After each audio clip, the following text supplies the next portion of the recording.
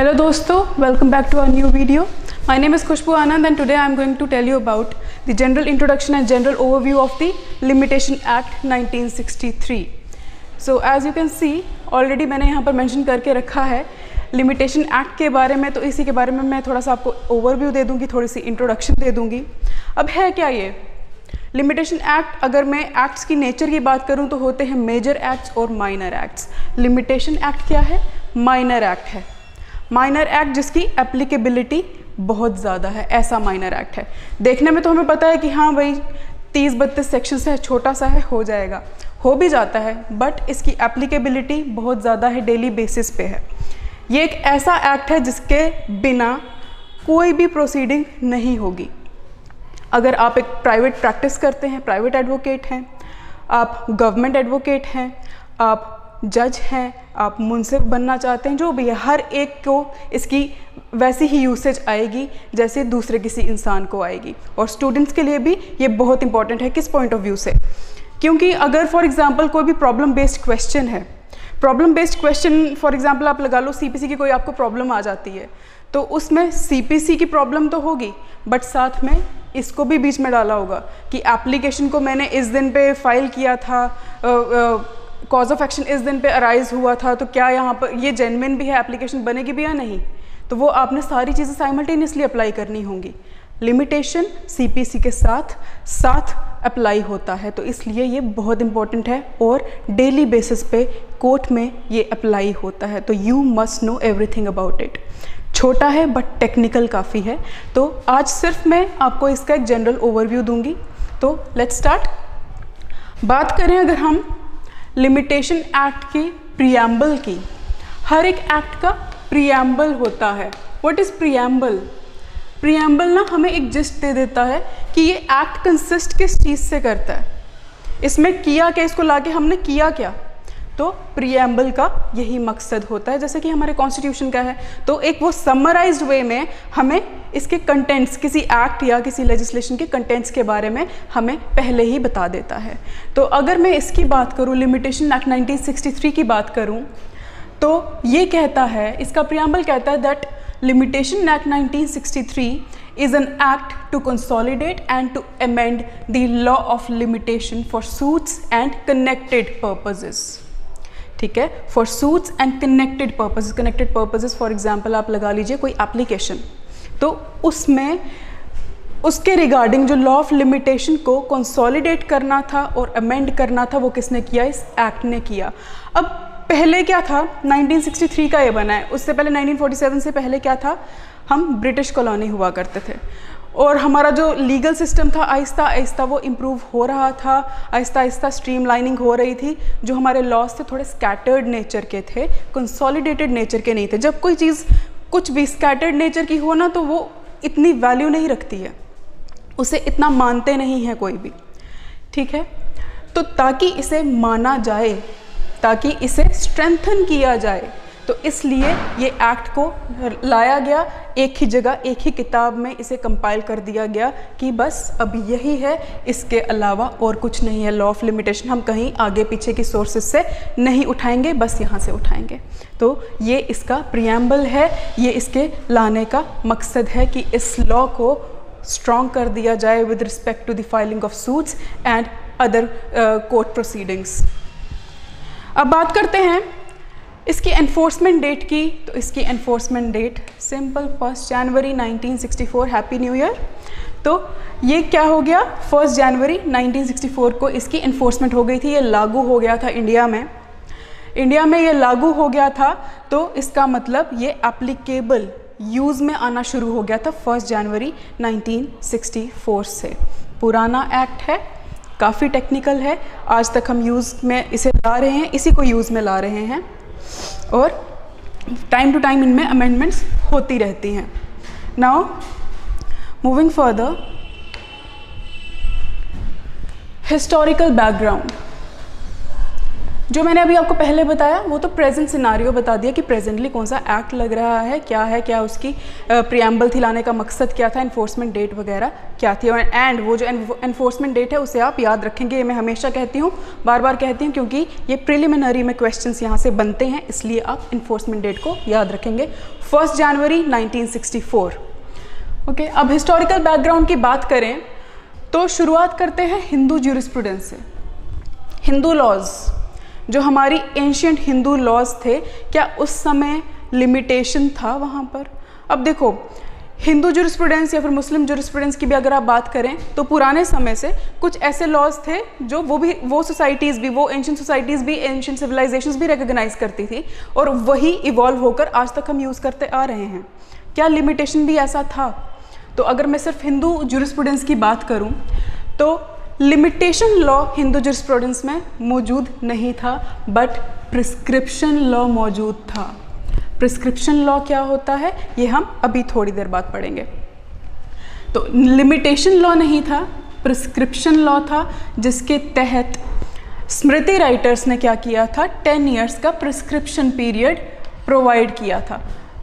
थोड़ा जिसमें मैं आपको बता देती हूँ प्रिस्क्रिप्शन पीरियड क्या हो गया कि मतलब फॉर एग्जांपल 10 ईयर्स का है, तो 10 ईयर्स तक फॉर एग्जांपल मैं एक प्रॉपर्टी के पोजीशन लेकर बैठी हूँ, तो और मेरे पोजीशन पे किसी ने डिस्प्यूट रेज नहीं किया, किसी ने मेरे पोजीशन को क्वेश्चन नहीं किया, तो 10 ईयर्स के बाद वो प्रॉपर्टी मेरी हो जाएगी, मेरा पोजीशन पक्का। जो सिर्फ पोजीशन था अब वो ओनरशिप में बदल जाएगा। ये प्रिस्क्रिप्शन की छोटी सी एक डेफिनेशन है, बिल्कुल जिस्ट है। तो स्मृति राइटर्स ने क्या किया, 10 ईयर्स का प्रिस्क्रिप्शन पीरियड ले डाउन किया था। तो पुराने समय में हमारे पास यही था, लिमिटेशन एंड प्रिस्क्रिप्शन के रिगार्डिंग हमारे पास सिर्फ प्रिस्क्रिप्शन अवेलेबल थी, लिमिटेशन अवेलेबल नहीं थी। अब अगर हम एक्ट्स की बात करें, ब्रिटिश इंडिया के टाइम की बात करें, ब्रिटिश इंडिया के टाइम की अगर हम बात करें तो इसमें क्या है, पहले स्कैटर्ड था, ठीक है, तो समय आने पर ज़रूरत पड़ती रही, जब ये हमारा लीगल सिस्टम स्ट्रीमलाइन करने लगे, सीपीसी लाने लगे, सीआरपीसी लाने लगे, तो इसकी भी ज़रूरत पड़ने लगी। तो जब यूज़ में लाना था तो क्वेश्चन आ गए कि अब क्या करें, किसको फॉलो करें, क्या जो प्रिंसली स्टेट्स में फॉलो होता था उसे फॉलो करें, या सुप्रीम कोर्ट में होता था उस टाइम के सुप्रीम कोर्ट में फॉलो होता था उसे फॉलो करें, किसे माना जाए? तो सबसे पहले इन्होंने लिमिटेशन एक्ट 1859 लाया, लिमिटेशन एक्ट 1859 लाया।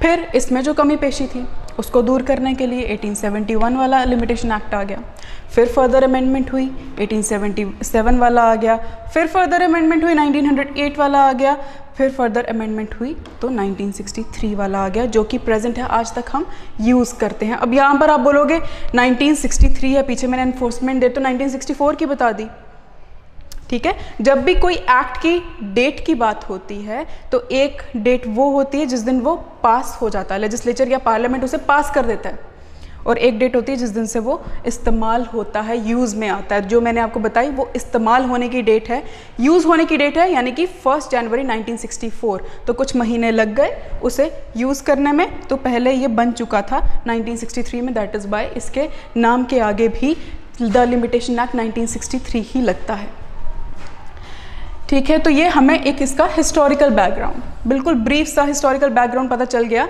कि ये कैसे कैसे किन स्टेजेस से गुजरकर आज हमें प्रेजेंट स्टेट में मिला है। आगे चलते हैं। अब मैं अगर बात करूं रीजंस एंड ऑब्जेक्ट, ज़रूरत क्या पड़ गई इसको लाने की, ज़रूरत क्या पड़ गई द लिमिटेशन एक्ट को लाने की, लिमिटेशन लॉ की ही ज़रूरत क्या होती है, क्यों ये हमें लाना पड़ा अपनी सोसाइटी में। तो सबसे पहली बात तो आ गई to quiet long possession and stale demands. देखो फॉर एग्जांपल मेरा कोई प्रॉपर्टी डिस्प्यूट है, मेरी प्रॉपर्टी में किसी ने अनलॉफुल पोजेशन ले लिया हुआ है, लेकिन मैं कुछ बोल ही नहीं रही, 40 साल हो गए और मैं चुप बैठी हूँ, मुझे कुछ पता ही नहीं। 40 साल के बाद मैं कोर्ट में जाती हूँ, बोलती हूँ सो एंड सो पर्सन ने मेरी प्रॉपर्टी के ऊपर इलीगल पोजेशन लिया हुआ है, अनलॉफुल पोजेशन लिया हुआ है, तो अब कोर्ट बोलेगा हमें कैसे पता चलेगा इसको, पहले आप कहाँ थे जब fresh dispute, fresh cause of action arise हुआ था, आप कहाँ थे? कोर्ट ऐसा क्यों बोलेगा कि आप कहाँ थे? क्योंकि 40 साल का समय गुजर गया है, तो अब क्या हो गया, एविडेंस की कमी हो गई है, डॉक्यूमेंट्स जो होंगे अब पता नहीं कहाँ चले गए होंगे। अब जिन लोगों को पहले कुछ पता भी होगा वो लोग बूढ़े हो गए होंगे, एज्ड हो गए होंगे, उनकी मेमोरी भी फेड हो गई होगी। तो चाहे अब ह्यूमन एविडेंस है या डॉक्यूमेंट्री एविडेंस है, सबकी जो मेमोरी है फेड हो गई होगी, चाहे वो डॉक्यूमेंट्स गुम ही गए हैं, फट गए हैं, कुछ भी हो गया हुआ है, मिसप्रिंट हो गया, थोड़ा उनका फीका पड़ गया है प्रिंट, ठीक है, ये भी हो सकता है। प्लस कोई जो ह्यूमन एविडेंस अवेलेबल था, कोई इंसान था जो आपका एविडेंस, जो आपके लिए फेवर में बात करता, आपकी प्रॉपर्टी के ओनरशिप के फेवर में बात करता, वो अब नहीं रहा, ठीक है, उसकी डेथ ही हो गई है, या फिर वो ऐसी स्टेट में पहुंच गया है कि उसे कुछ याद ही नहीं रहता, ओल्ड एज में है, उसे कुछ याद ही नहीं रहता है, या फिर वो बेड रिडन हो गया है, या फिर वो बोलने सुनने के लायक ही नहीं रहा है, कोई किसी ऐसी स्टेट में है। तो ताकि आपका एविडेंस स्ट्रॉन्ग रहे और आप डिले, अननेसेसरी इतनी लॉन्ग डिले कॉज करके हम कोर्ट के पास ना आए और उसका टाइम वेस्ट ना करें, इसलिए लिमिटेशन एक्ट लाने की ज़रूरत पड़ी, ताकि टाइम रहते ही अपने डिस्प्यूट्स सुलझा दें। इसी के चलते लिमिटेशन एक्ट के ही स्केड्यूल में इन्होंने डिफरेंट डिस्प्यूट्स के रिस्पेक्ट में डिफरेंट लिमिटेशन पीरियड्स जो हैं वो मेंशन किए हैं, वो बाद में हम देखेंगे, दैट इज़ ऑल्सो इम्पॉर्टेंट। आगे चलते हैं। इस एक्ट की हम बात करें तो this act is based on 2 maxims. It is an application of 2 maxims basically. First maxim क्या है, नोट डाउन कर लीजिए आप। फर्स्ट मैक्सिम है इंटरेस्ट रिपब्लिके अटसिट फिनिस लिटियम। इसका मतलब क्या होता है, इसकी इंग्लिश ट्रांसलेशन होती है that it is in the interest of republic that there must be an end to litigation. It is in the interest of a republic that there must be an end to litigation. मतलब क्या हो गया कि एक state, एक Republic, state में एक country की बात कर रही हूँ, एक कंट्री, एक नेशन के लिए उसके इंटरेस्ट की बात होती है कि अगर वहाँ पर कम से कम लिटिगेशन हो, कम से कम केसेस हों। तो इसी चीज़ को प्रैक्टिस में लाने के लिए ये एक्ट लाया गया है, लिमिटेशन एक्ट लाया गया है, ताकि जल्दी से जल्दी लोग अपना कॉज ऑफ एक्शन कोर्ट के सामने लेकर आएँ और जल्दी से जल्दी उनके डिस्प्यूट्स जो हैं वो रिजॉल्व हो जाएं, मामला ही ख़त्म हो जाए।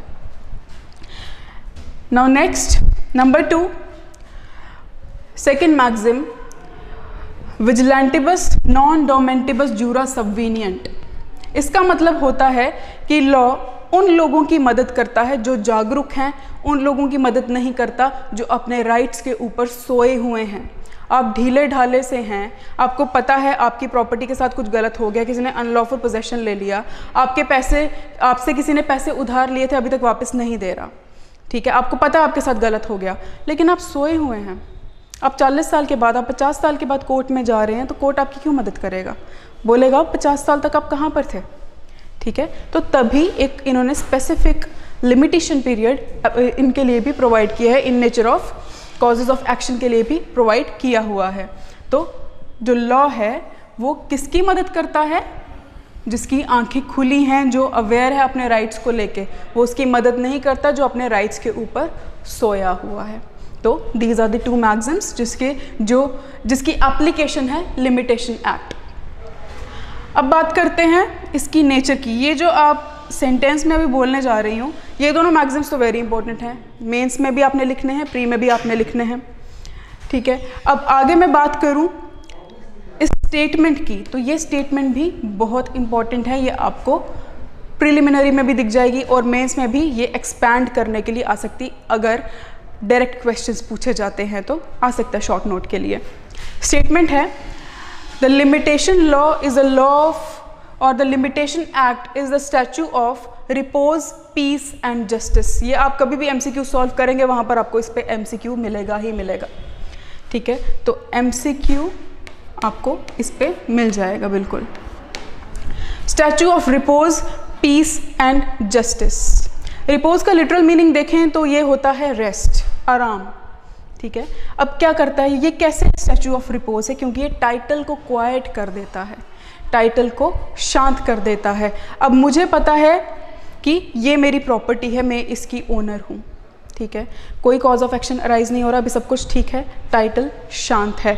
और अभी क्या होता है कि अगर किसी ने अनलॉफुल पोजेशन ले लिया अगर मेरी प्रॉपर्टी का, और मैं टाइम रहते ही कोर्ट के पास चली जाती हूँ, कोर्ट ने मेरा ये जो प्रॉपर्टी डिस्प्यूट था अनलॉफुल पोजेशन के रिलेटेड, कोर्ट ने मेरा डिस्प्यूट सेटल कर दिया, जजमेंट आ गई कोर्ट की। अब मेरे पास कोर्ट की जजमेंट पड़ी है, तो कोर्ट ने क्या किया, डिस्प्यूट ख़त्म कर दिया, जो भी क्वेश्चन थे ख़त्म कर दिया, टाइटल को शांत कर दिया। ठीक है, अब लड़ाई झगड़ा नहीं है, कोई और नहीं कह रहा है कि ये मेरा है तो मैं कह रही हूँ नहीं ये मेरा है। अब ऐसे झगड़े की बात ख़त्म हो गई, तो क्वाइट्स टाइटल को शांत कर देता है statue of repose. Now statue of peace, statue of peace कैसे, क्योंकि ये राइट्स को सिक्योर करता है। राइट्स को कैसे ये सिक्योर करता है, अब मुझे पता है, सेम एग्जांपल ले लीजिए आप प्रॉपर्टी वाली, अनलॉफुल पोजेशन वाली, मुझे पता है मैं इसकी ओनर हूँ, मेरे पास सारी डॉक्यूमेंट्स वगैरह सब कुछ पड़ी हुई हैं। ठीक है, मेरी प्रॉपर्टी पे किसी ने अनलॉफुल पोजेशन ले लिया, मैं टाइम रहते कोर्ट के पास चली गई, तो कोर्ट ने डिस्प्यूट सेटल कर दिया। कोर्ट ने देखा भाई डॉक्यूमेंट किसके पास है, किसके नाम की है, रजिस्टर किसके नाम पे हुई है प्रॉपर्टी, कोर्ट ने सारा कुछ देख लिया और कोर्ट ने अपना डिसीजन दे दिया। तो जिसका राइट सही बनता होगा नेचुरली प्रॉपर्टी उसके नाम की हो जाएगी और अनडिस्प्यूटेड प्रॉपर्टी हो जाएगी। अब कोई छेड़छाड़ नहीं करेगा उसके टाइटल के साथ, ओनर के टाइटल के साथ, तो ओनर के क्या हुए, ओनर के राइट्स सिक्योर हो गए। वैसे ही limitation act is a statute of justice. Justice कैसे, बाय प्रोटेक्टिंग एविडेंस। मैंने आपसे कहा लिमिटेशन एक्ट क्या करता है, हमें एक लिमिटेशन पीरियड प्रोवाइड करता है कि जिसके अंदर अंदर आपको कोर्ट में अपना डिस्प्यूट लेकर आना होगा। अब मैं टाइम रहते आ गई, for example 3 years limitation period था, मैं 3 इयर्स के अंदर अंदर आ गई, एविडेंस मेरे पास अवेलेबल था, ह्यूमन एविडेंस भी अवेलेबल था, डॉक्यूमेंट्री एविडेंस भी अवेलेबल था, जो विटनेसेस थे जो भी, तो उनकी मेमोरी भी फ्रेश थी बिल्कुल। तो क्या किया, इस लिमिटेशन पीरियड ने क्या किया, एविडेंस को प्रोटेक्ट किया और क्या किया, फिर जस्टिस को इंश्योर किया। जितना अच्छा एविडेंस उतना स्ट्रॉन्ग जस्टिस आपको मिलेगा, इंश्योर हो जाएगा जस्टिस। तो इस तरह से limitation act is a statute of repose, peace and justice, ये स्टेटमेंट जस्टिफाई हो जाती है। इस स्टेटमेंट को हमेशा ध्यान में रखिएगा। अभी हम आगे चलते हैं। फाउंडेड ऑन पब्लिक पॉलिसी, जो लिमिटेशन